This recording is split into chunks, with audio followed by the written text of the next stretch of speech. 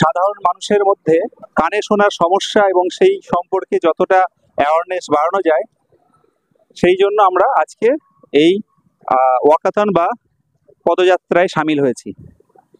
WHO report অনুযায়ী সারা পৃথিবী জুড়ে এই মুহূর্তে 1.5 বিলিয়ন মানুষ শ্রবণ প্রতিবন্ধকতায় ভুগছে এবং এইটা 2050 সালে গিয়ে 2.5 বিলিয়ন মানুষের শ্রবণ প্রতিবন্ধকতাযুক্ত মানুষের এই সংখ্যাটা গিয়ে পৌঁছাবে। সেই জায়গায় দাঁড়িয়ে যদি আমরা এখনই সচেতন না হই, তাহলে এটা একটা হিডেন এপিডেমিকের জায়গায় গিয়ে আমরা কিন্তু পৌঁছাবো।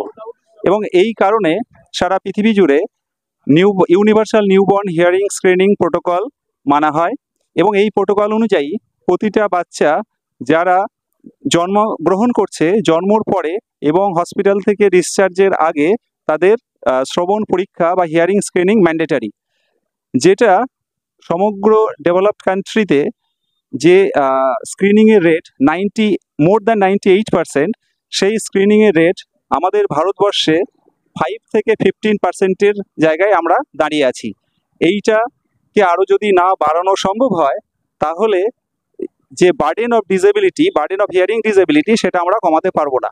চিৎকার চেঁচামেচি সকাল থেকে রাত, এটার জন্য আমরা কেউ ভেবে দেখি না আমাদের কানের কত ক্ষতি হচ্ছে। রাস্তায় চিৎকার, রাস্তার মধ্যে হর্ন, অহেতুক হর্ন বাজানো, এগুলো কিন্তু দিনের পর দিন কানের আমাদের ক্ষতি হচ্ছে।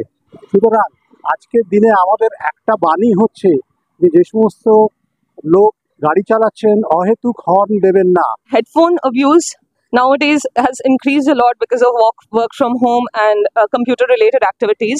But do we all know that prolonged usage of headphones can actually lead to hearing loss? So we need to keep these things in mind. Everyone needs to keep these things in mind and maybe come up with a solution that can reduce these problems.